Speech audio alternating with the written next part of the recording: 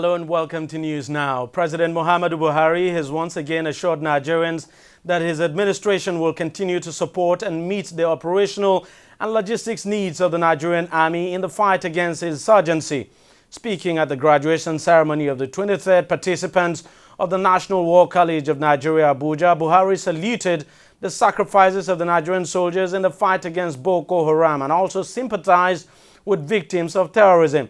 He reaffirmed his commitment to bringing the insurgency to an end as well as restoring normalcy to the country. The president charged the graduating students to brace up to the challenges of the times and also gave out awards to deserving participants for their excellent performance.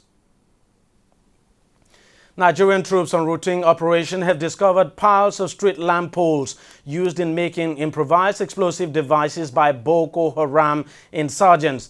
In a statement on Thursday, Army spokesperson Sani Usman said the troops made the startling discovery while combing and clearing terrorists around Dikwa, Borno State on Wednesday. Usman added that troops on operations early Thursday morning dislodged elements that attacked Dombulua village in Fika local government area of Yobe State. The statement said one Mai Mustafa and Madu, believed to be working for the sect, were also arrested by troops.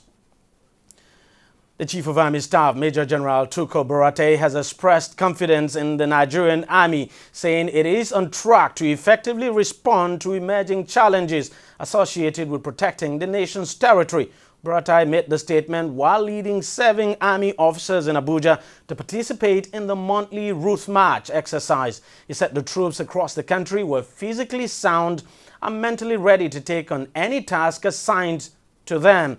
He said, quote, "The Nigerian Army is back. We're fully back on track. The previous impression should be erased. The Nigerian Army is professional," end of quote. Buratai also called on soldiers and officers to strive to maintain an optimal level of physical fitness and mental alertness as the military makes effort to provide security to troubled parts of the country.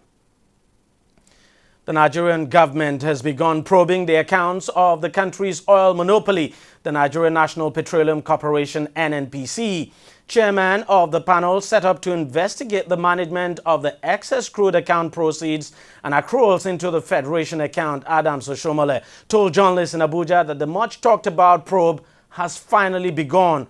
Oshomole, who is also the governor of Edo State, said 2 international forensic audit firms would be engaged to investigate the revenue that accrued into the Federation account and how it was spent under former President Goodluck Jonathan.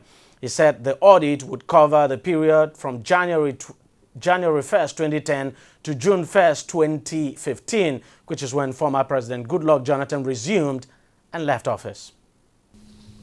We realize that this is an enormous task, and given our mandate, even if we were professional accountants, because we are city governors, we won't have all the time to do the kind of forensic audit which this assignment entails. Therefore, we have agreed, in line with our mandate, to appoint 2 reputable international audit firms to carry out a thorough forensic audit, not only of the NNPC, and which is the more talked about excess crude, but actually all the monies that accrue to the Federation account. We know now that although people talk of excess crude, actually we have other revenues like bonuses, royalties, taxes, that part of which also flow into the Federation account depending on the budget estimate of the National Assembly. So we are taking a holistic review of the entire process and looking at all the agencies that ought to make contributions or fund the Federation account.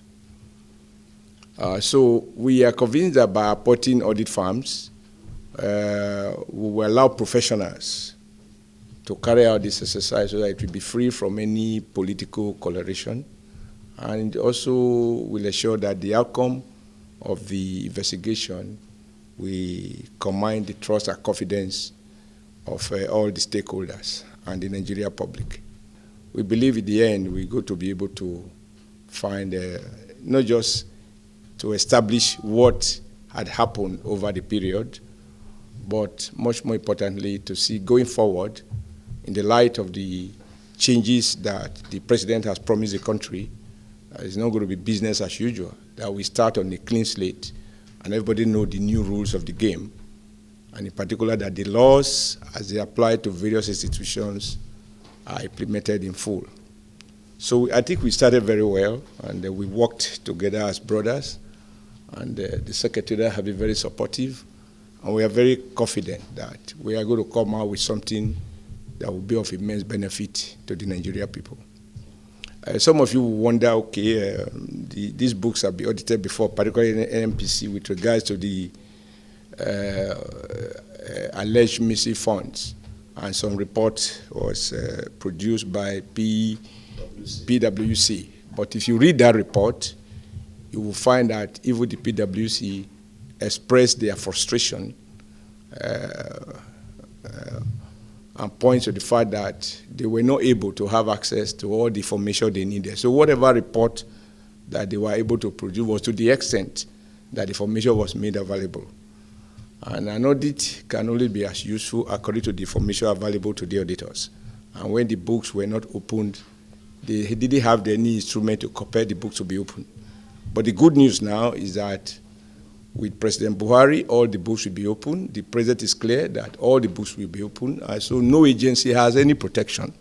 So if any agency refuses to open the books, then it's ready to go on confrontation with the authorities. So we are sure that this time around, the forensic audit will unearth the truth, the whole truth, and nothing but the truth. Non-governmental organization, the Civil Society Legislative Advocacy Center, CISLAC, has commended President Muhammadu Buhari for the ongoing reform in the country's oil sector, demanding more transparency and total restructuring of the sector. Addressing journalists in Abuja, the group's executive director, Awal Ibrahim Musa, said the absence of the metering facility has made it impossible to ascertain the exact amount of crude oil that is stolen from the country, maintaining that lack of political will on the part of the government had made it difficult to act decisively to tackle the issue. The group lauded steps taken so far to tackle oil theft, urging the government to intensify its effort through its various agencies to block leakages in the economy occasioned by oil theft. So far, we have seen some positive moves, from the president, and if the president could sustain this move, I think, we'll be able to see that the oil and gas sector, or generally the extractive sector, is going to be more transparent, more efficient, and the stealing and looting that has been institutionalized in the sector will be unbundled, and more openness and transparency will happen. But only if the president will continue with this momentum, with this openness and this decisive disposition that he has demonstrated so far. We want to see all those people who have stolen money in the oil and gas sector, or even in the mining sector, they actually brought back the money. We want to see those who collected money fraudulently in the name of subsidy, bringing in fuel that they never brought. We want to see them bringing back the money and being sanctioned, so that it will serve as a deterrent. We want to see the president actually not only reorganizing the NNPC, but also ensuring that the sector, the cost of governance in the sector is also drastically reduced, because NNPC spend a lot of money in terms of running that affairs, and I think many Nigerians are not really comfortable with that. And we welcome the decision by the president, or directive of the president, that all the revenue should be taken to the federation account. That is what is supposed to be done, and no money should be spent without National Assembly appropriation. If the president can maintain that, disposition, I think we can see a paradigm shift in the way and manner in which the extractive sector has been malhandled or misappropriated in this country. So we hope that the president would sustain these, reforms. Also, we want to see the National Assembly also playing its oversight responsibility, so that the oversight will lead to improvement in the oil and gas sector, not the other way around. The House of Representatives has set up another committee to investigate the circumstances surrounding the withdrawal of 1.17 billion naira by the Ministry of Finance from the account of the Sokoto-Rima River Basin Development Authority in March. The committee was set up following a motion raised by Honorable Musa Sarkin Ada to investigate the withdrawals, or the whereabouts, I should say, of 1.17 billion naira, which was released by the ministry for the execution of capital projects in the 2014 budget. Sarkin Ada said the release of the amount was put on hold on the directives of the ministry and was later retrieved. He added that formal complaints made to the ministry in the River Basin Authority have been ignored, rendering the authority incapable of discharging its contractual obligations and putting projects on standstill. The Sokoto-Rima River Basin Development Authority was established by the then military government under Decree number 25 of 1976, from which 10 other river basin development authorities were created. Gabon has deported about 500 migrants without valid travel documents to Nigeria. The deported migrants are mainly from Nigeria, Mali, Togo, Senegal, Guinea, Conakry, Niger Republic, and other African countries. The Cross River State Controller of the Nigeria Immigration Service, Funke Adeoye, received the deportees, documented and profiled them. She disclosed that the foreign migrants would be transported to the nearest land crossing leading to their countries of origin. Adeoye said this is the second time in 3 months the command is receiving deportees from Gabon. Now, following the publication of a list of bad debtors by banks on national newspapers, former member of the House of Representatives, Abike Dabiri-Erewa, has filed a libel suit against Diamond Bank and the Punch newspapers. Dabiri-Erewa, who denied owing Diamond Bank, has filed a libel suit against both organizations, demanding that the court compel the bank to publicly apologize and also pay for damages running to 500 million naira. The publication caused me irreparable damage, she said. Meanwhile, the management of Diamond Bank has apologized to the former House of Representatives member for naming her as one of its chronic debtors. The apology from the bank was contained in today's edition of the Punch newspaper. Of course, the bank clarifying that Abike Dabiri is not one of those debtors, that he clearly made a mistake. We'll just wait and see how Dabiri responds. But then she's gone to court, and let's see how the court process unfolds. The Nigeria Electricity Regulatory Commission, NEC, has signed a memorandum of understanding with the Standard Organization of Nigeria, SON, with a view to maintaining standards in the electricity industry. Speaking on the partnership between his organization and SON, Chairman of NEC, Sam Amadi, said there is an overriding mandate to maintain standards and domesticate international best practice in all facets of the Nigerian economy, which informed the signing of the pact. Director General of SON, Joseph Odumodu, sought the cooperation of all stakeholders in selling the benefits of standardization to Nigeria, just as he maintained that Nigerians are yet to come to terms with the full import of having standard products. The SON has been a very valued partner, although we are today symbolically signing this MOU, but we have had a long-running relationship with SON that have overriding mandate to maintain standards in this country and domesticate international standards for Nigerian industries and Nigerian market, including the electricity market. So we have worked very closely with them. We are happy with the support, the guidance they have provided for this sector. NEC continues to believe that we should have strong standards, and having a very effective SON has been a support to us. So although the electricity market is an evolving one, it should evolve with the standards, so we don't have to build the industry and start filling the gap. So our focus is to ensure that the industry a standard base. And the law says that we should ensure adequate supply of adequate, reliable, and safe electricity. So you can't talk about reliability and safety without talking about standards. So for us, standard is at the heart of what we do, and that's why we have a department that is engineering standards and safety. So we must have standard. As we sign this partnership, we do believe that it will help to improve reliability and safety of electricity supply.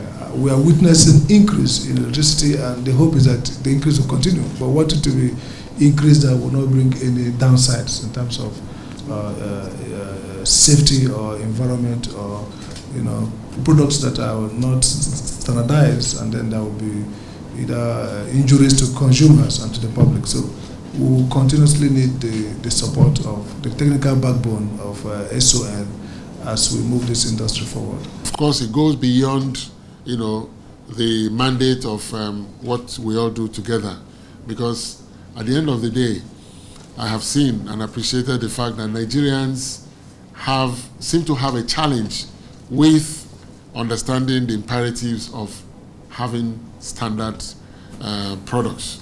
And what we've done in the last 3 or 4 years is to ensure that we continue to sell the benefits of standardization to Nigerians. But, I believe that it's not a job that we can do alone as an organization.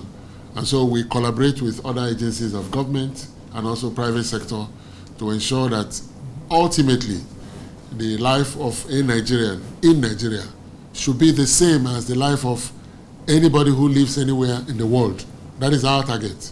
We're not yet there, but I believe that we are inching towards getting there. So what I've come today to do is actually to demonstrate support, collaboration to the Nigeria Electricity Commission, and to ensure that we build on this going forward into the future. Well, news now. We'll take a short break and we'll be right back. Don't go away.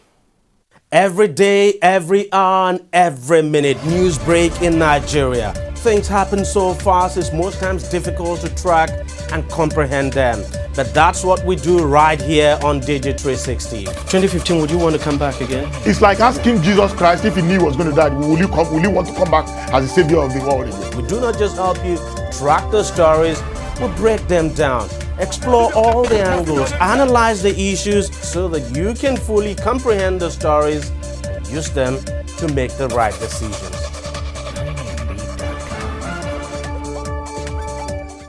Welcome back. Nigeria's Bankers Committee has resolved to press ahead with the naming and shaming of delinquent debtors, and even said the process would not just end with the publication of the names of these delinquent debtors. It says it would apply market sanctions on them. This was part of the resolutions of the committee's meeting, which held today in Lagos. The committee also explained the decision of the Central Bank of Nigeria banning foreign currency deposits to shore up the value of the naira. We have been receiving responses as we expect. Now, this publication is not at the instance of the central bank. It's actually at the instance of the Bankers Committee. Members of this committee agreed that one way of ensuring delinquent loans reduced in the financial system is to embark on this name and shame strategy. And it doesn't end there. There are sanctions which we are going to follow up on the directors of the companies of this owning these delinquent debts. These are market sanctions which will ensure that their outstanding obligations are reduced and they honor their obligations to their respective financial institutions. And the publication is ongoing. It's going to be done on quarterly basis. Some banks today even said that they will be doing theirs on monthly basis. Some said they'll be doing theirs on a weekly basis. And it will be an update where there are new delinquent facilities will go on the list, where some have been reclassified or paid down and they are no longer delinquent.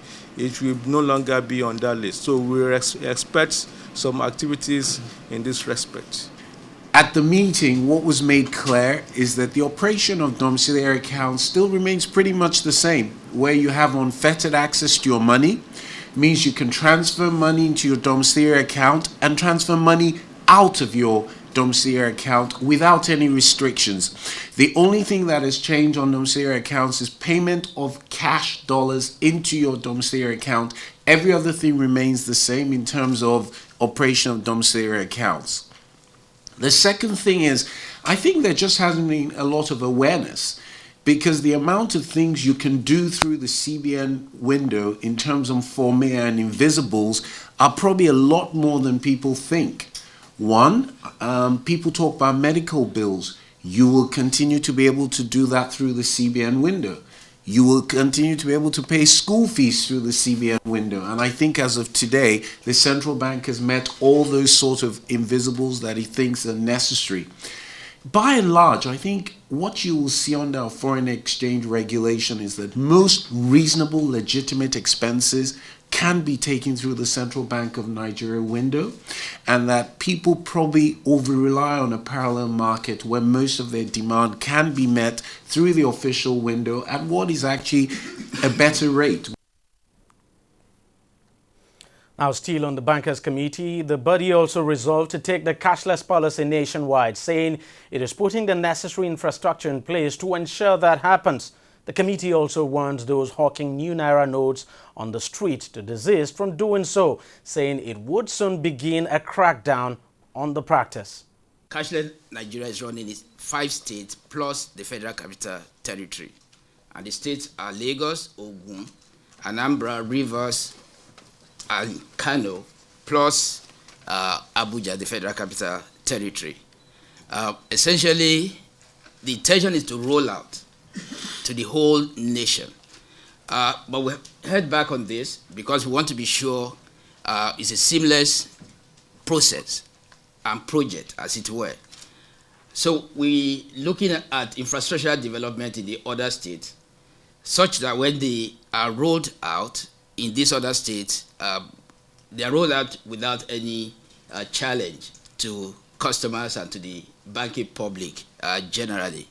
But while that is going on, we will also like to point attention to the fact that apart from cash, the banking sector had invested a lot of money in building infrastructure to enhance safe transaction on these platforms. For instance, we have the mobile payment. All the banks have mobile payments and they work efficiently within, without, and outside of the country.